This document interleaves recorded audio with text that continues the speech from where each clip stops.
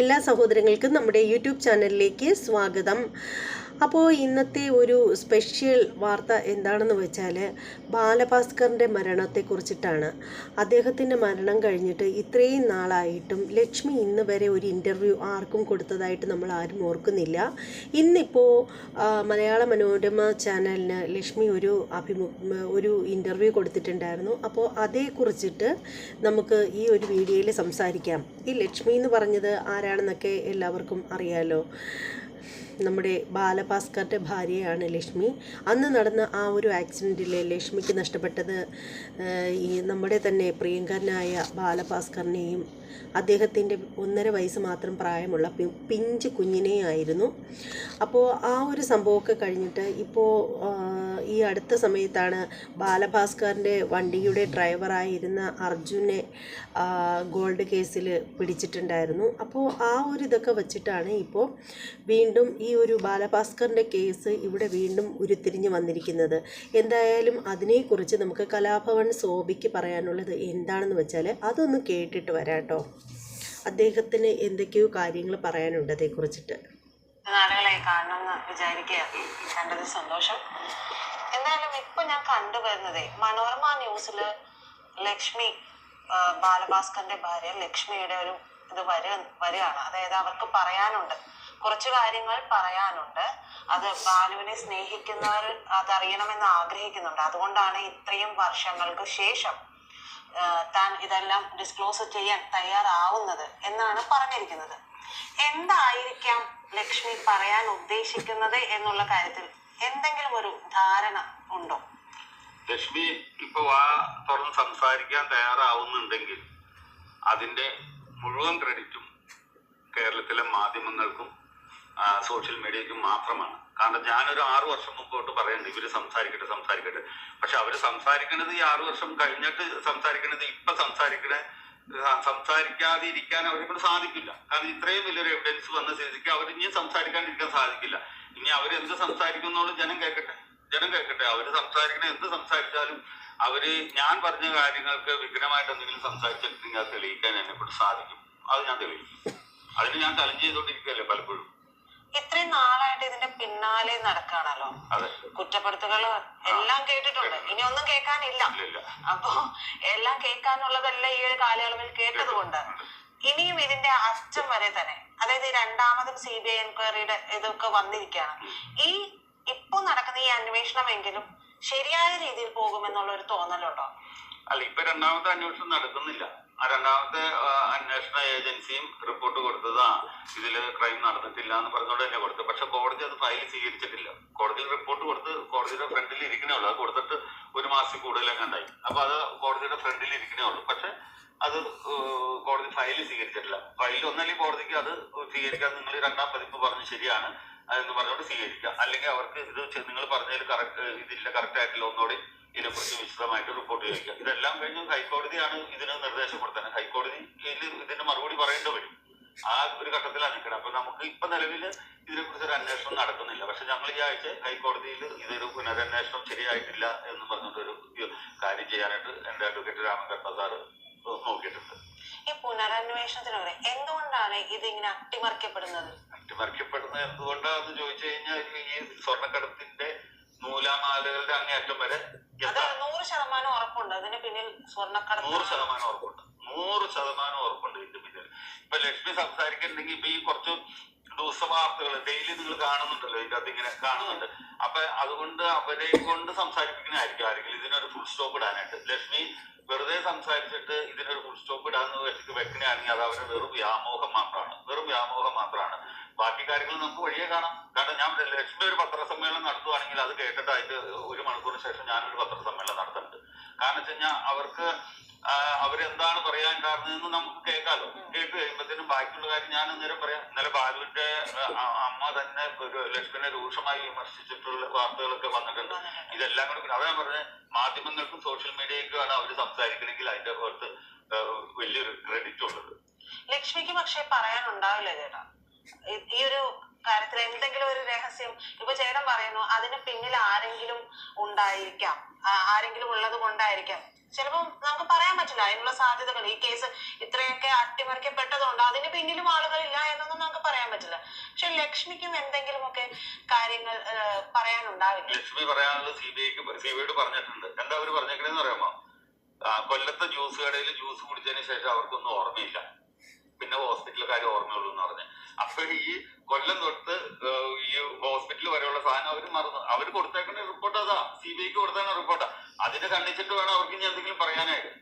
ഇപ്പൊ ഈ കൊല്ലത്തുനിന്ന് അവര് ജ്യൂസ് കുടിച്ചതിന് ശേഷം അവർ ഉറങ്ങി, പിന്നെ ഹോസ്പിറ്റലിൽ കിടക്കണേന്ന് അവർക്ക് ഓർമ്മയില്ല. അപ്പൊ ഇതിന്റെ ഇടയ്ക്കുള്ള കാര്യങ്ങളൊന്നും അവർ അറിഞ്ഞിട്ടില്ല എന്നാണ് സിബിഐക്ക് മൊഴി കൊടുത്തേക്കുന്നത്. അപ്പൊ ഇനി അതിന്റെ ഇടയ്ക്ക് തിരുത്തുണ്ടെങ്കിൽ കേസ് പിന്നെ ഒന്നുകൂടി റീഓപ്പൺ ചെയ്യില്ല. വരട്ടെ, ഞാൻ പറഞ്ഞില്ല, കാലം തെളിയിക്കും. ഇതെല്ലാം എല്ലാ കാലത്തും എല്ലാം ശരിയായിരിക്കണം എന്നൊന്നുമില്ല. പിന്നെ ലക്ഷ്മി ഇത് ആദ്യമായിട്ടൊന്നുമല്ല, ഇതിനു മുമ്പ് ലക്ഷ്മി പറഞ്ഞ ആ ഒരു വീഡിയോ ഞാൻ കണ്ടിട്ടുണ്ടായിരുന്നു. ലക്ഷ്മി പറഞ്ഞത് എന്താണെന്ന് വെച്ചാൽ, പുള്ളിക്കാരത്തി വണ്ടിയിലിരിക്കുന്ന സമയത്ത് പുള്ളിക്കാരത്തിയും കുഞ്ഞും ഫ്രണ്ട് സീറ്റിലും ഹസ്ബൻഡ് ബാക്ക് സീറ്റിലും ആയിരുന്നു ഇരുന്നത്. അദ്ദേഹം കിടന്നു എന്നാണ് പറഞ്ഞത്, ബാക്ക് സീറ്റിൽ കിടക്കുന്നുണ്ടായിരുന്നു. പിന്നെ ഇടയ്ക്കൊക്കെ ആരെയോ ഫോണൊക്കെ വിളിക്കുന്നുണ്ടായിരുന്നു എന്ന് അങ്ങനെ ഏതാണ്ടൊക്കെയാണ് പറഞ്ഞത്. കാരണം എന്താണെന്ന് വെച്ചാൽ പുള്ളിക്കാരൻ അത് പറയേണ്ട കാര്യം എന്താണെന്ന് വെച്ചാൽ, ലക്ഷ്മി ഫസ്റ്റ് പറഞ്ഞതെന്ന് വെച്ചാൽ ഇങ്ങനെ ബാക്കിൽ കിടക്കുമായിരുന്നു, പുള്ളിക്കാരന് ക്ഷീണം കാരണം ബാക്ക് സീറ്റിൽ കിടന്നു. അപ്പോൾ ലക്ഷ്മിയൊക്കെ ഫ്രണ്ട് സീറ്റിലായിരുന്നു. അപ്പോൾ വണ്ടി ഓടിച്ചിരുന്നത് അർജുൻ തന്നെയാണെന്നാണ് ലക്ഷ്മി തീർത്തും പറഞ്ഞിരിക്കുന്നത്. അതിനുശേഷം അർജുൻ ഒരു സൈഡിൽ കൊണ്ടുവന്ന് വണ്ടി നിർത്തി. അതിനുശേഷം ജ്യൂസൊക്കെ മേടിച്ച് കുടിച്ചു. ലക്ഷ്മിക്ക് വേണമെന്ന് ചോദിച്ചപ്പോൾ പുള്ളിക്കാരത്തിക്ക് വേണ്ടാന്ന് പറഞ്ഞു. പിന്നെ ആരാണ്, ബാലഭാസ്കർ തന്നെ ലക്ഷ്മിയോട് പറഞ്ഞിട്ടുണ്ടായിരുന്നു, അത്ര നിനക്ക് എന്തെങ്കിലും വേണമെങ്കിൽ കഴിക്കുക എന്ന് പറഞ്ഞപ്പോൾ ലക്ഷ്മിക്കൊന്നും വേണ്ടാന്ന് പറഞ്ഞു. അങ്ങനെ ജ്യൂസൊക്കെ മേടിച്ച് കുടിച്ചിട്ട് അർജുൻ തിരിച്ച് വണ്ടിയിൽ കയറി. അപ്പോൾ ലക്ഷ്മിക്കാണെങ്കിൽ ഇങ്ങനെ കണ്ണടച്ചാണ് ഇരിക്കുന്നത്. ലക്ഷ്മി വണ്ടിയിൽ കയറുമ്പോൾ എനിക്ക് തോന്നുന്നു ഛർദ്ദിക്കാനുള്ള ആ ഒരു ടെൻഡൻസി ഉണ്ടെന്ന് തോന്നുന്നു. അതുകൊണ്ടായിരിക്കണം. എന്തായാലും പുള്ളിക്കാരത്തി കണ്ണടച്ചാണ് ഇരുന്നത്. പക്ഷേ കണ്ണടച്ചാണ് ഇരുന്നതെങ്കിലും പുള്ളിക്കാരത്തിക്ക് 4 മണിക്കോ 4:30ക്കോ ആണ് ഈ ഒരു ആക്സിഡൻറ്റ് ഉണ്ടാവുന്നത്. പക്ഷേ ഈ കണ്ണടച്ചിരുന്നെങ്കിലും പുള്ളിക്കാരത്തിക്ക് വണ്ടിക്ക് കുറച്ച് ഓവർ സ്പീഡുള്ളതായിട്ട് പുള്ളിക്കാരത്തിക്ക് അറിയാൻ പറ്റി എന്നാണ് പറയുന്നത്. അവർക്കങ്ങനെ ഫീൽ ചെയ്തു. അങ്ങനെ കുറച്ച് സമയം കഴിഞ്ഞപ്പോഴത്തേക്ക് അവർ കണ്ണ് തുറന്നിട്ടുണ്ടായിരുന്നു. അപ്പോൾ നോക്കുമ്പോഴത്തേക്ക് കാണുന്നത് അർജുൻ ആകെ പരിഭ്രമിച്ച് ഇരുന്ന് വണ്ടി ഓടിക്കുന്നതായിട്ടാണ് കാണുന്നത്. എന്ന് വെച്ചാൽ എല്ലാം കയ്യിൽ നിന്ന് വിട്ടു പോയ രീതിയിൽ അർജുൻ ആകെ പരിഭ്രമം കാണിക്കുന്നുണ്ടായിരുന്നു. എന്ന് വെച്ചാൽ ഓവർ സ്പീഡായിട്ടുണ്ട്, സ്പീഡ് നിയന്ത്രിക്കാൻ പറ്റാത്ത രീതിയിൽ അർജുൻ ഉണ്ടായിരുന്നു. അപ്പോൾ ലക്ഷ്മി പറയുന്നുണ്ടായിരുന്നു, സ്പീഡ് കുറയ്ക്കാൻ പറയാനായിട്ട് തുടങ്ങുമായിരുന്നു. അപ്പോൾ ശബ്ദം ഇങ്ങനെ വന്നില്ല, ലക്ഷ്മിക്ക് ശബ്ദം കയറി വന്നിട്ടുണ്ടായിരുന്നില്ല. അങ്ങനെ ലക്ഷ്മി അതിൻ്റെ പുറത്തൊക്കെ, അതായത് വണ്ടിയുടെ പുറത്തൊക്കെ ഇട്ട് ഇങ്ങനെ കൈ കൊണ്ടിട്ട് ഇങ്ങനെ അടിച്ച് ശബ്ദം ഉണ്ടാക്കുകയൊക്കെ ചെയ്തു. പിന്നീട് എന്ത് സംഭവിച്ചൊന്നും ലക്ഷ്മിക്ക് അറിയില്ല. ലക്ഷ്മിയുടെ ബോധം നഷ്ടപ്പെട്ടു പോയിരുന്നു. ബോധമില്ലാണ്ടായി. പിന്നീട് ബോധം വരുന്ന സമയത്ത് ലക്ഷ്മി ഹോസ്പിറ്റലിലായിരുന്നു എന്നാണ് ലക്ഷ്മി പറയുന്നത്. അതിനുശേഷം ലക്ഷ്മി പറഞ്ഞൊരു ന്യായമെന്ന് വെച്ചാൽ, അപ്പോൾ നമ്മുടെ ഇൻ്റർവ്യൂ ചെയ്ത ആൾ ചോദിച്ചിട്ടുണ്ടായിരുന്നു, അപ്പോൾ ബാക്കിൽ നിന്ന് വല്ല വണ്ടിയും ഫോളോ ചെയ്ത് വന്നതായിട്ട് തോന്നുന്നു എന്ന് ചോദിച്ചപ്പോൾ ഇല്ല, അങ്ങനൊന്നും വന്നിട്ടുണ്ടായിരുന്നില്ല. അങ്ങനെ വല്ലതും ആണെങ്കിൽ ബാക്കിലിരിക്കുന്ന ബാലു അറിയേണ്ടതല്ലേ, ഉറങ്ങിപ്പോയാൽ തന്നെയും എന്നാണ് ലക്ഷ്മി പറഞ്ഞിട്ടുണ്ടായിരുന്നത്. എന്തൊക്കെ തന്നെയാണെങ്കിലും ഉറക്കത്തിൽ നിന്ന് ഒരാൾ ചാടിപ്പറിച്ച് എഴുന്നേറ്റിട്ടിരിക്കുകയാണ്. പിന്നെ എന്തൊക്കെ തന്നെയാണെങ്കിലും നമുക്ക് പറയേണ്ട ഒരു കാര്യമെന്ന് വെച്ചാൽ, അമ്മ ഉറങ്ങിയായിരുന്നു, ഉറക്കത്തിൽ നിന്ന് എണീച്ചിരിക്കുകയാണ് വെള്ളം കുടിക്കാനോ മറ്റോ പോകാനായിട്ട്. അപ്പോൾ എന്തൊക്കെ തന്നെയാണെങ്കിലും ഈ പറയുന്നത് പോലെ ലക്ഷ്മി മനസ്സിലാക്കേണ്ട ഒരു കാര്യമെന്ന് വെച്ചാൽ, താൻ എന്ത് സത്യമുണ്ടെങ്കിലും അത് അതുപോലെ തന്നെ തുറന്നു പറയുന്നതായിരിക്കും ഈ ഒരു അവസരത്തിൽ നല്ലത്. കാരണം ലക്ഷ്മിക്ക് നഷ്ടപ്പെട്ടത് സ്വന്തം ഭർത്താവിനെയും കുഞ്ഞിനെയും തന്നെയാണ്. അതിനേക്കാളും വലുത് ഇനി ജീവിതത്തിൽ ഒരു നഷ്ടവും അവർക്ക് വരാനില്ല എന്നൊന്ന് മനസ്സിലാക്കുന്നത് ഏറ്റവും നല്ലതായിരിക്കും. പക്ഷേ ഈ ഒരു സംഭവത്തെ ലക്ഷ്മി കൊടുത്ത ഇൻ്റർവ്യൂ ഒട്ടും ശരിയായിട്ട് കൊടുക്കാൻ സാധ്യതയില്ലെന്ന് തന്നെയാണ് ഇദ്ദേഹം പറയുന്നത്. എന്തായാലും ഇദ്ദേഹത്തിന് പറയാനുള്ള കാര്യം ബാക്കി കൂടി നമുക്കങ്ങ് കേട്ടുവരാം. വീട് തന്നെ പണ്ട് കണ്ട് സംസാരിച്ചിട്ടുണ്ടെന്ന് എനിക്ക് തോന്നുന്നു. എന്തോ ചെറിയ 2-3 വാക്കുകൾ എന്തോ. പിന്നെ ആ സമയം എന്ന് പറഞ്ഞാൽ ബാലു മരിച്ചിട്ട് 1-2 വർഷമല്ലേ ആയുള്ളൂ. സ്വാഭാവികമായിട്ടും എല്ലാവരും ഒരു ടെൻഷനിലേക്ക് ഇരിക്കുന്ന സമയമാണ്. ഇതിപ്പോ നമ്മുടെ ജോയി തമലം പറഞ്ഞ കേട്ട് സഹതാപത്തിന്റെ ഒക്കെ ഈ സീസൺ കഴിഞ്ഞു, 6 വർഷമായി. അപ്പൊ ഇവര് സംസാരിക്കട്ടെ, നമുക്ക് നോക്കാം. ലക്ഷ്മിയുടെ പിന്നിൽ ആരാണെന്നായിരിക്കും ഒരു ധാരണ? അല്ല, അതെന്തായാലും ഈ ഗോൾഡ് സ്മഗ്ലിംഗ് ആയിട്ട് ബന്ധപ്പെട്ട ആൾക്കാരായിരിക്കും ഉറപ്പായിട്ടും. കാരണം വെച്ച് കഴിഞ്ഞാൽ അവരുടെ മാനേജർമാരെയൊക്കെ പിന്നീട് നമ്മൾ ഈ സ്മഗ്ലിംഗ് ആയിട്ട് ബന്ധപ്പെട്ട് പിടിച്ചു. ഇപ്പൊ ഈ അർജുൻ ഡ്രൈവർ എന്ന് പറഞ്ഞ ആളും ഇപ്പൊ സ്വർണ്ണക്കടത്ത് കേസിലല്ലേ ഇതേമാതിരി സ്മഗ്ലിംഗിലല്ലേ പിടിക്കപ്പെട്ടത്. ഒരു ദിവസം കൊണ്ട് ഒരാൾക്ക് സ്മഗ്ലറൊന്നും ആവാൻ പറ്റില്ലല്ലോ. അപ്പൊ അത് നേരത്തെ തൊട്ടുള്ള ബന്ധങ്ങളായിരിക്കാം അത്. അപ്പൊ പിന്നെ അതിൽ നിന്ന് അവർക്ക് ഒഴിഞ്ഞു മാറിയിട്ടൊന്നും ചെയ്യാനൊന്നും പറ്റില്ല. ഒരുപക്ഷെ ലക്ഷ്മിക്ക് ഇപ്പൊ ചേട്ടൻ പറയുന്നത് പോലെ സ്വർണ്ണ കള്ളക്കടത്തിന്റെ ആളുകളായിരിക്കാം എന്ന് പറഞ്ഞു. അന്ന് മുതൽ ലക്ഷ്മിയെ ഭയപ്പെടുത്തി വെച്ചതാണെന്ന് അതും ആവാം. ഞാൻ രണ്ട് ഓപ്ഷനെ ഞാൻ ഇതിനകത്ത് പറഞ്ഞോളൂ. കാരണം ഒന്നല്ലെങ്കിൽ ലക്ഷ്മിക്ക് ഇതിനകത്ത് എല്ലാത്തിൻ്റെ അകത്തും ഇൻവോൾവ് ഉണ്ടാവും, അതല്ലെങ്കിൽ ലക്ഷ്മി ആരെങ്കിലും ഭയക്കുന്നുണ്ടാവും. അവരുടെ ചട്ടക്കൂടിലായിരിക്കും ഇവര് നിൽക്കണം. ഈ രണ്ട് കാര്യങ്ങൾ എന്തെങ്കിലും ഇപ്പൊ പറഞ്ഞു കേട്ടും അതീ പറയുന്ന കണക്ക് എനിക്കും അങ്ങനെ ഒരു ഇത് എനിക്കും ഉണ്ട് കേട്ടോ. അങ്ങനെ ഒരു കാര്യം എന്താണെന്ന് വെച്ചാൽ, ഒന്നുകിൽ ഈ ഇദ്ദേഹം പറയുന്നത് പോലെ തന്നെ ലക്ഷ്മിക്ക് ഇതുമായിട്ട് എന്തെങ്കിലും ബന്ധം ഉണ്ടാവും. അതല്ലെന്നുണ്ടെങ്കിൽ ലക്ഷ്മിയെ ഇത് നടന്ന സംഭവങ്ങളൊന്നും പുറത്ത് പറയരുതെന്ന് പറഞ്ഞ് ഭീഷണിപ്പെടുത്തി വെച്ചതും ആവും എന്ന് പറയുന്നതിൽ ന്യായമുണ്ട് ആ ഒരു കാര്യത്തിൽ. പക്ഷേ എനിക്ക് തോന്നുന്നു രണ്ടാമത് പറഞ്ഞതിനാണ് കൂടുതൽ സാധ്യതയെന്നാണ് എനിക്ക് തോന്നുന്നത്. കാരണം ഭീഷണിപ്പെടുത്തി വെച്ചു എന്നുള്ള ആ ഒരു സ്റ്റേറ്റ്മെൻറ്റാണ് കറക്റ്റ് ആവാനാണ് സാധ്യതയെന്നാണ് എനിക്ക് തോന്നുന്നത്. പിന്നെ പറയത്തക്ക ഒരു കാര്യമെന്ന് വെച്ചാൽ, പിന്നെ പറയേണ്ട ഒരു നമ്മൾ എടുത്ത് പറയേണ്ട ഒരു കാര്യം എന്ന് വെച്ചാൽ, ഈ പറയുന്ന ഒരു തമ്പിയുടെ ഒരു കാര്യം പറയുന്നുണ്ടല്ലോ, ഒരു എന്താണ് പുള്ളിക്കാരൻ്റെ പേര്, ഈ ഗോൾഡ് മാഫിയായിട്ട് ബന്ധമുള്ള അയാളുടെ പേര് ഞാൻ വിട്ടു കേട്ടോ, അത് ഞാൻ ലാസ്റ്റ് പറയുന്നുണ്ട്. അദ്ദേഹമാണെങ്കിൽ ഈ ലക്ഷ്മിയുടെ കയ്യിൽ നിന്ന് ബാലഭാസ്കർ മരിച്ച സമയത്ത് വന്നിട്ട് മൊബൈൽ ഫോണും അതുപോലെ തന്നെ ബാലുവിൻ്റെ മൊബൈൽ ഫോണും അതുപോലെ പേഴ്സും മേടിച്ചുകൊണ്ട് പോയി എന്നാണ് പറഞ്ഞത്. അപ്പോൾ ലക്ഷ്മി എന്തിനാണ് എന്ന് ചോദിച്ചപ്പോൾ ലക്ഷ്മിയോട് അങ്ങനെ പുള്ളിക്കാരൻ പറഞ്ഞെന്ന്, ഇത് കുറച്ച് ദിവസം എൻ്റെ കയ്യിൽ ഇരുന്നോട്ടെ, ഞാൻ തിരികെ തരും എന്ന് പറഞ്ഞു അത്രേ. അപ്പോൾ ലക്ഷ്മി ചോദിച്ചെന്ന്, ഉറപ്പായിട്ടും തിരിച്ച് തരുമോ എന്ന് ചോദിച്ചപ്പോൾ അതിനെന്താണ്, എപ്പോഴും വേണേലും ഞാൻ തിരിച്ചു തരാം, എന്തായാലും നമ്മൾ അത്ര ബെസ്റ്റ് ഫ്രണ്ട് ആയിരുന്നല്ലോ, അതുകൊണ്ട് കുറച്ച് ദിവസം എൻ്റെ കയ്യിൽ ഇത് ഇരുന്നോട്ടെ എന്ന് പറഞ്ഞിട്ട് പുള്ളിക്കാരൻ കൊണ്ടുപോയി എന്നാണ് പറയുന്നത്. അദ്ദേഹത്തിൻ്റെ പേര് പറഞ്ഞത് ഞാൻ ശരിക്കും പറയുകയാണെങ്കിൽ ഞാനങ്ങ് വിട്ടുപോയി. എന്തോ തമ്പിയെന്നോ പിന്നെ അതുപോലെ എന്തോ ഒരു പേരാണത് പറഞ്ഞത്. ഇതുമായിട്ട് ബന്ധമുള്ള ഗോൾഡ് മാഫിയായിട്ട് ബന്ധമുള്ള ആൾ തന്നെയാണ് അദ്ദേഹം. എന്തായാലും നമുക്ക് ഇദ്ദേഹം പറയുന്ന കാര്യം കേട്ടിട്ട് വരാം. പറഞ്ഞമാതിരി അവര് ഒരു പൈസന്റെ പുറത്ത് നിർത്തിയിട്ടുണ്ടാവും, അത് നമുക്ക് നിഷേധിക്കാനായിട്ടൊന്നും സാധിക്കില്ല. പക്ഷെ അവര് പറയണത് എനിക്ക് നിയന്ത്രണങ്ങളുണ്ട്, അവര് പറയട്ടെ, എനിക്ക് നിയന്ത്രണങ്ങളുണ്ട്, പലരും സംസാരിക്കാന്ന് അവര് പറയട്ടെ. അല്ലെങ്കിൽ 6 വർഷം സംസാരിക്കാണ്ടിരുന്നിട്ട് ഇപ്പൊ ഗതി കെട്ടിട്ടാണ് അവര് സംസാരിക്കാൻ പോണത്. ഗതി കെട്ടിട്ടല്ലേ സംസാരിക്കാൻ പോണത്. അപ്പൊ നമുക്ക് കേൾക്കാം, കേരളം കേൾക്കട്ടെ. പിന്നെ പറയുമ്പോ ഒരു സംശയമുള്ളത്, സ്റ്റീഫൻ ദേവസി ഒരു 43 മിനിറ്റ് സംസാരിച്ചു എന്നാണ് പറയുന്നത്.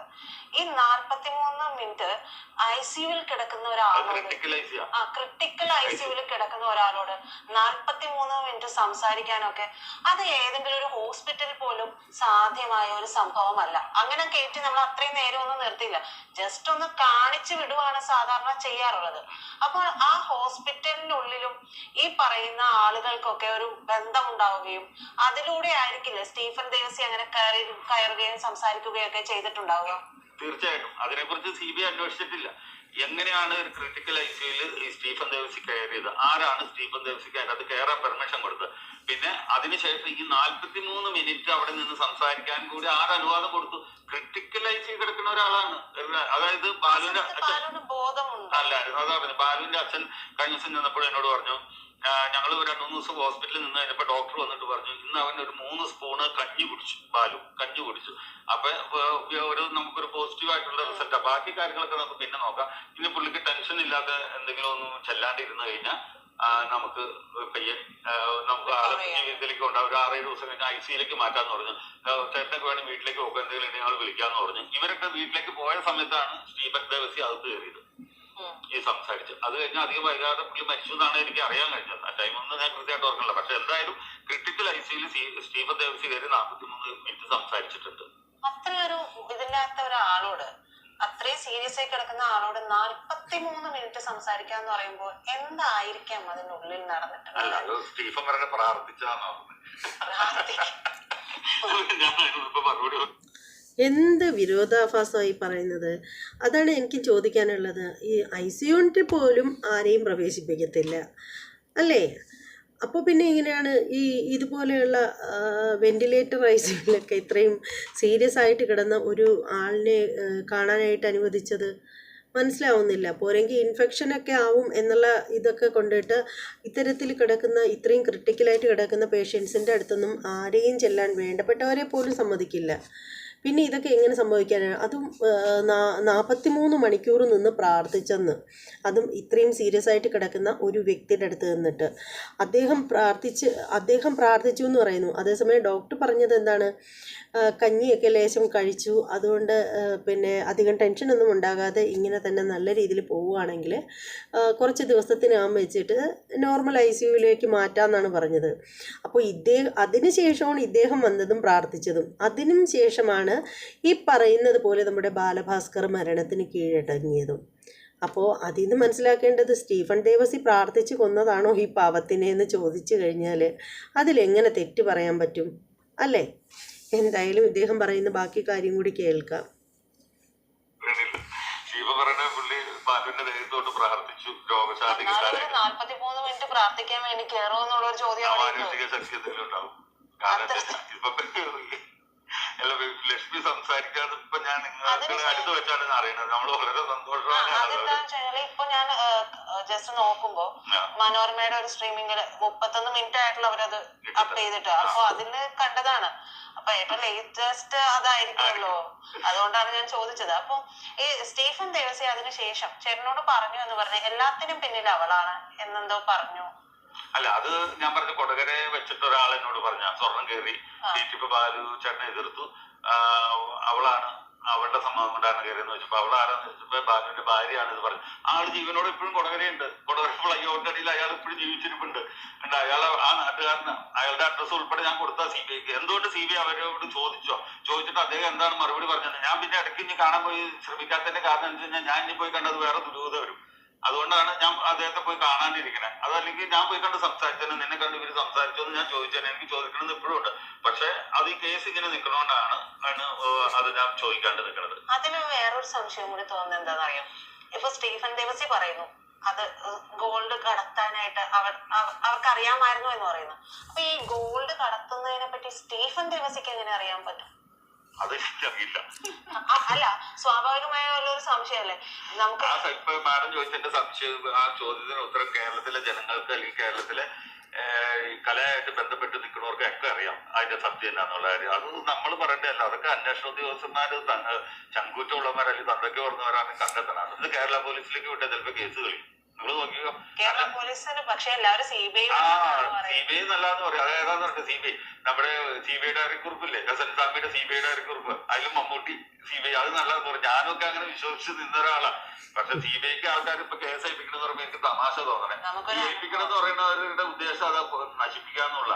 കാരണം എന്താ, ഈ കേരള പോലീസിന്റെ റിപ്പോർട്ട് നല്ല സ്ട്രോങ് റിപ്പോർട്ടായിരുന്നു. ആ റിപ്പോർട്ട് തന്നെ ഇവർ എപ്പോഴും എഴുതിക്കൊണ്ടിരിക്കുന്നത്. ആ റിപ്പോർട്ടിനെ വിശകലനം ചെയ്ത് ഇവർ പരിശോധിച്ചിട്ടില്ല. ഈ കേരള പോലീസ് കൊടുത്തേക്കണ നല്ല റിപ്പോർട്ടാണ് കൊടുത്തേക്കണ ഈ ബാലഭാസ്കറിന്റെ കേസിൽ. പക്ഷെ അത് ഓരോ പാരഗ്രാഫും വിശകലനം ചെയ്ത് പഠിക്കണ്ടേ, പരിശോധിക്കണ്ടേ ക്രൈംബ്രാഞ്ചും CBI. ഇവർ രണ്ടും ചെയ്തില്ല. ക്രൈംബ്രാഞ്ചിലേക്ക് വെക്കുന്നത് എന്നിട്ട് അവർ വെക്കുന്നത് മാറ്റി ബാലുന്റെ അച്ഛൻ ഉണ്ണിച്ചേട്ടൻ CM-നെ പോയി കണ്ടപ്പോ CM ഒരു മടിയും പറഞ്ഞില്ല കേട്ടോ, CBIയിലേക്ക് വിടുകയത്. CBIയിലേക്ക് വിട്ടു. അതൊക്കെ നല്ല സപ്പോർട്ടാണ് ചെയ്തത്. ഇതിനകത്ത് രാഷ്ട്രീയ കളികളൊന്നും ഇല്ല കേട്ടോ. ഞാൻ എപ്പോഴും പറഞ്ഞു, രാഷ്ട്രീയ കളി ഉള്ളതായിട്ട് എനിക്ക് തോന്നിയിട്ടില്ല. നമ്മൾ ഇത്രയും നാളത്തെ അറിവിൽ നമുക്ക് തോന്നിയിട്ടില്ല. പിന്നെ സ്മഗ്ലേഴ്സിന്റെ ഒരു നല്ല സ്വർണ്ണക്കാരുടെ ഒരു നല്ല ഗോൾഡ് ഇതിനകത്ത് ഉണ്ട്.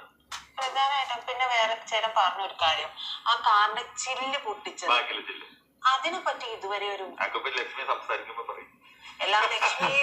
ഇനി എന്തെങ്കിലും നമുക്ക് ഇതിന്ന് അറിയണമെന്നുണ്ടെങ്കിൽ ലക്ഷ്മിയും സംസാരിച്ചാൽ മാത്രമേ സംസാരിക്കാനായിട്ട്. ലക്ഷ്മി അതിനു മുമ്പ് തന്നെ ഒരു സ്റ്റേ ഇട്ട് വെച്ചിട്ടുണ്ട് ഈ കേസിൽ. അതായത് CBIക്ക് കൊടുത്തേക്കുന്ന റിപ്പോർട്ടിൽ ലക്ഷ്മി ഒരു സ്റ്റേ ഇട്ടാ വെച്ചേക്കണം. കാരണം വെച്ച് കഴിഞ്ഞാൽ അവരത് നല്ല വിദഗ്ധമായിട്ട് പറഞ്ഞാണ്. കൊല്ലത്തെ ജ്യൂസ് കടയിൽ നിന്ന് ജ്യൂസ് കുടിച്ചതിന് ശേഷം എനിക്കൊന്നും ഓർമ്മയില്ല. ലക്ഷ്മി ഇനി എന്ത് പറയാ? ലക്ഷ്മി ഇനി എന്ത് പറയണെങ്കിൽ പറയട്ടെ, ഇനി പറയട്ടെ എന്നാ ഞാൻ പറയണത്. ലക്ഷ്മി CBIക്ക് കൊടുക്കുന്ന റിപ്പോർട്ട് നമ്മുടെ കയ്യിൽ, എൻ്റെ കയ്യിലൊക്കെ ഇരിപ്പുണ്ട്. റിപ്പോർട്ടിലുണ്ട് ജ്യൂസ് കടയിൽ നിന്ന് ജ്യൂസ് കുടിച്ചതിന് ശേഷം എനിക്കൊന്നും ഓർമ്മയില്ല, പിന്നെ ഹോസ്പിറ്റലിൽ കിടക്കുന്ന ഓർമ്മയുള്ളൂ എന്നാ പറയണത്. അതായിക്കോട്ടെ. ഇനി അതിന്റെ ഇടയ്ക്ക് നടന്ന സംഭവത്തിൽ അവർ എന്തെങ്കിലും പറയണമെങ്കിൽ പറയട്ടെ, നമുക്ക് സംസാരിക്കാം. കാരണം വെച്ച് കഴിഞ്ഞാൽ അതിനകത്ത് ഉറങ്ങിപ്പോയ ഒരാൾ, ബോധമില്ലാതെന്ന് പറഞ്ഞ ഒരാളോട് വേറെ എന്ത് സംസാരിക്കാനാ? അല്ലെങ്കിൽ അവരിഞ്ഞ് എന്ത് സംസാരിക്കാനാ? ഇനിയിപ്പോ എന്തെങ്കിലും ഒരു തിരക്കഥ പ്രകാരമായിരിക്കും. അത് നല്ലതാ, തിരക്കഥ നല്ല. ഇപ്പത്തെ സമയത്ത് തിരക്കഥ അതാ പറഞ്ഞ് ഈ കാലം കാത്തു വെച്ചങ്ങനെ കുറെ സത്യങ്ങളുണ്ട്, അത് പുറത്തു വരും. ഇതൊക്കെ ഞാൻ 6 വർഷം അനുഭവിച്ച ചില്ലറ കാര്യമൊന്നുമല്ല അനുഭവിച്ചത്. ചിലരുടെ പ്രശ്നങ്ങളുമല്ല, ജയിൽവാസം ഉൾപ്പെടെ ഒക്കെ ഇതുമായിട്ട് ബന്ധപ്പെട്ടിട്ട് കേസുകളിൽ കുടിക്കൊക്കെ പോയിട്ട് വന്നിട്ടുണ്ട്. അതിലേക്കൊക്കെ ഞാൻ പിന്നെ പറയാം. ഇത് കേസ് തെളിയുന്ന ഒരു സമയം ഉണ്ടാവും, ഇന്നല്ലെങ്കിൽ നാളെ ഉണ്ടാവും. ഞാൻ അതുവരെ കാത്തിരിക്കുകയാണ്. ലക്ഷ്മി സംസാരിക്കട്ടെ. ലക്ഷ്മി സംസാരിക്കില്ല. ഇതേമാതിരി മീഡിയയുടെ മുമ്പിൽ തിരുവനന്തപുരത്തല്ലേ അവരൊരു പത്രസമ്മേളനം വിളിക്കട്ടെ ഞാൻ പറഞ്ഞു. എന്താണ് കുഴപ്പം? എന്താണ് അവർ? ബാലുവിന്റെ അമ്മയാണ് പറഞ്ഞേക്കണേ അവർക്ക് അതിന്റെ ബന്ധമുണ്ടെന്ന് പറഞ്ഞേക്കണത്. പറഞ്ഞിട്ടില്ല, ഇന്നലെ പറഞ്ഞിട്ടുണ്ട്, വാർത്ത കാണുന്നുണ്ടല്ലോ. അപ്പൊ അതിന് മറുപടി അവർ പറയട്ടെ. എന്താണ്? ഒത്തിരി കാര്യങ്ങൾക്ക് പത്രക്കാർക്ക് തന്നെ അവരോട് ചോദിക്കാനുണ്ടാവും. ഒത്തിരി കാര്യങ്ങൾ അവരിങ്ങനെ ഒളിച്ചും പാത്തും ഇരുന്ന് ഓരോരുത്തരോട് പയ്യെ സങ്കടപ്പെട്ട് 6 വർഷം കഴിഞ്ഞ് അവരങ്ങനെ പറഞ്ഞിട്ട് കാര്യമൊന്നുമില്ല. വാതോർന്ന് സംസാരിക്കട്ടെ, നമുക്ക് മറുപടി പറയാം. ഞാൻ എന്തായാലും വിളിച്ചൊന്നും പോയില്ല ഒരു സ്ഥലത്തും. ഞാൻ എപ്പോ വിളിച്ചാൽ കിട്ടുന്ന സ്ഥലത്തുണ്ടാവും. അത് നേരായിട്ട് തന്നെ ഞാൻ നിൽക്കണം. ഈ 6 വർഷം ഒരിക്കൽ പോലും ഒരു മടുപ്പും പിന്നോട്ട് പോകണമെന്നുള്ള ഒരു ചിന്ത പോലും ഉണ്ടായിട്ടില്ല. കാരണം ഞാൻ ഇത് കണ്ട ഒരു സത്യം മാധ്യമങ്ങളോടല്ല ആദ്യം പറഞ്ഞത്. ഞാൻ ആ പ്രോപ്പർ വേക്കടെ തന്നെ പറഞ്ഞു. ആദ്യം ബാലുവിന്റെ മാനേജരോട് പറഞ്ഞു അതില്ലാന്ന് അവര് പറഞ്ഞു, അങ്ങനെ നടന്നിട്ടില്ല എന്ന് പറഞ്ഞു. പിന്നെ രണ്ടാമത് അവരെ അറസ്റ്റ് ചെയ്ത് കഴിഞ്ഞപ്പോ ഉണ്ണിച്ചേട്ടൻ ബാലുവിന്റെ അച്ഛനോട് പറഞ്ഞു. ഈ ബാലുവിന്റെ അച്ഛനാണ് മാധ്യമങ്ങളോട് പറഞ്ഞിട്ട് അവരാണ് എന്റെ അടുത്ത് വന്ന് ചോദിച്ച കാര്യം. അന്ന് തൊട്ട് നമ്മളെ ആക്രമിക്കാണ്, വെറുതെ കിടന്നൊരു സംഭവം കിടന്നിട്ട്. ഞാൻ വരെ ഓർക്കേണ്ടത് എന്തിനാണ് എന്നോട് ഇങ്ങനെയൊക്കെ ഇതുവരെ പറയണേന്നൊക്കെ പലപ്പോഴും ഞാൻ ഓർത്തിട്ടുണ്ട്. അപ്പൊ അതിനൊക്കെ നമ്മളെ കാത്തു നിന്നതിന്റെയാണ് ഈ മറുപടി വരാൻ പോണത്. ലക്ഷ്മി ഇപ്പൊ സംസാരിച്ചെങ്കിൽ എന്റെ വിജയമായിട്ട് ഞാൻ കൂട്ടും, ഉറപ്പായിട്ട് കൂട്ടും. അവര് പിന്നെ ഞാൻ ഇപ്പോഴും പറയണില്ല, അവരെന്ത് പറഞ്ഞാലും അതിന് കണ്ടിക്കാൻ എനിക്കുണ്ട്. അവരിഞ്ഞ് പറയേണ്ട കഥ ഈ കൊല്ലം തൊട്ട് അപകടം നടന്ന സ്ഥലത്ത് വരെയുള്ള കഥ അവര് പറയേണ്ടി വരും. അവർ കോടതിയിൽ CBIക്ക് കൊടുത്തേക്കണ മൊഴി മറ്റേ പറഞ്ഞ ഞാൻ ഓർമ്മയില്ലാന്നാ കൊടുത്തേക്കണേ. അപ്പൊ അതിന്റെ ഇടയ്ക്ക് ഇങ്ങനെ ഞാൻ പമ്പിക്കിടന്ന് കണ്ടില്ല എന്ന് അവർ പറഞ്ഞെങ്കിൽ അവർ കണ്ടില്ല, ഓർമ്മയില്ലാത്ത ആളെങ്ങനെ കണ്ടില്ല എന്ന് പറഞ്ഞ് പറയാൻ പറ്റും. ഈ വണ്ടി ആക്രമിക്കപ്പെട്ടു എന്നാണ് ഞാൻ പറഞ്ഞേക്കണത്. അപ്പൊ അവര് പറയാണ് ഞാൻ അങ്ങനത്തെ ഒരു സാധനം ഓർക്കുള്ള എനിക്ക് ഓർമ്മയില്ലായിരുന്നു എന്ന് പറഞ്ഞായിട്ട് ഇനി കണ്ടു എന്ന് പറഞ്ഞാലും എനിക്ക് തെളിയിക്കാണ്ട്. ഞാൻ കാത്തു വെച്ചാണ് കുറെ എവിഡൻസ് എന്റെ ഇന്ത്യയിൽ കൊണ്ട് പുറത്തു പോരാത്. അത് ഞാൻ തെളിയിക്കും. അപ്പൊ ലക്ഷ്മി സംസാരിച്ചതിന് ശേഷം ഇനി നമുക്ക് ഒരിക്കൽ കൂടി ഒരുമിച്ചിരിക്കാം. ബാക്കിയുള്ള കാര്യങ്ങൾ എന്തൊക്കെയാണ് കലാഭവൻ സോബിക്ക് പറയാനുള്ളതെന്ന് നമുക്ക് അതിന് ശേഷം കേൾക്കാം. നമസ്കാരം. അപ്പോൾ എനിക്ക് പറയാനുള്ള ഒരു കാര്യം എന്ന് വെച്ചാൽ, ഈ ലക്ഷ്മിയുടെ അമ്മായിയമ്മ, അതായത് ബാലുവിൻ്റെ അമ്മ, ലക്ഷ്മിയെ വളരെ രൂക്ഷമായിട്ട് വിമർശിച്ചിട്ടുണ്ട്. അപ്പോൾ അത് ഈ പറയും പോലെ ലക്ഷ്മിയുടെ ഭാഗത്ത് നിന്ന് ഒരു മിസ്റ്റേക്കും ഇല്ലെങ്കിൽ അത് തെളിയിക്കാനുള്ള ആ ഒരു ബാധ്യത ലക്ഷ്മിക്ക് തന്നെയാണ് ഉള്ളത്. പത്രസമ്മേളനം വിളിച്ചിട്ട് തുറന്നു പറയാനുള്ള മനസ്സ് കാണിക്കണം. അതിൽ ലക്ഷ്മിക്ക് ഒരു പങ്കുമില്ലെങ്കിൽ മാത്രമേ ലക്ഷ്മിക്ക് അതിനെപ്പറ്റി കഴിയത്തുള്ളൂ. പക്ഷെ അത് ചെയ്യുന്നതായിരിക്കും ഏറ്റവും നല്ലത്. ഇത്രയും നാൾ ഒളിഞ്ഞു തെളിഞ്ഞു കിടന്ന ആ ഒരു ദുരൂഹത അങ്ങ് മാറിക്കിട്ടിയേക്കും. അതുകൊണ്ട് ഏറ്റവും വലിയ നേട്ടം ഉണ്ടാവുന്നത് ലക്ഷ്മിക്ക് തന്നെയാണ്. കാരണം തന്നെ ആരെങ്കിലും തെറ്റിദ്ധരിച്ചിട്ടുണ്ടെങ്കിൽ അത് അങ്ങ് മാറിക്കിട്ടും എന്നുള്ള കാര്യത്തിൽ യാതൊരു ഇതുമില്ല. അപ്പോൾ എന്തായാലും ഇത്രയൊക്കെ ഉള്ളൂ ഈ ഒരു വീഡിയോ എന്ന് പറഞ്ഞാൽ. കുറച്ച് ലെന്ത് കൂടിപ്പോയി എന്ന് പറഞ്ഞിട്ട് കാര്യമില്ല. ഇനി നാളെ ഞാൻ ലക്ഷ്മിയുടെ ഇൻ്റർവ്യൂ ഉണ്ട്, അത് ഞാൻ നിങ്ങളെ കേൾപ്പിക്കുന്നതായിരിക്കും. ഇന്നിപ്പോൾ സമയം ഒരുപാട് കഴിഞ്ഞു, ലൈവൊക്കെ കഴിഞ്ഞു, അതിനുശേഷം ഭക്ഷണമൊക്കെ കഴിച്ചു, അതിനുശേഷമാണ് ഈ വീഡിയോ എഡിറ്റിംഗ് ഒക്കെ ആയിട്ടിരിക്കുന്നത്. 12:23 കഴിഞ്ഞു. എനിക്കാണെങ്കിൽ ഉറക്കം വന്നിട്ട് കണ്ണ് ശരിക്കും തുറക്കാൻ പോലും പറ്റുന്നില്ല. താമസിച്ച് കിടന്ന് ഉറങ്ങുന്നത് കൊണ്ട് ലേറ്റായിട്ട് തന്നെയാണ് എഴുന്നേൽക്കുന്നത്. അപ്പോൾ എന്തായാലും ഈ വീഡിയോ ഇഷ്ടപ്പെട്ടവരൊക്കെ നിങ്ങളുടെ അഭിപ്രായങ്ങളൊക്കെ ഒന്ന് കമൻറ്റ് ചെയ്തേക്കൂ. ഇനി നാളെ നല്ലൊരു വീഡിയോയുമായിട്ട് വരാം. അതുവരെ എല്ലാവർക്കും, ഞാനിപ്പോൾ ഗുഡ് നൈറ്റ് പറയേണ്ട ആവശ്യമില്ല, എല്ലാവരും കിടന്ന് ഉറക്കമായിട്ടുണ്ടാവും എന്ന് എനിക്കറിയാം. എന്തായാലും ഒന്നുകൂടി ഗുഡ് നൈറ്റ് എന്നാലും ഞാൻ പറയുകയാണ്.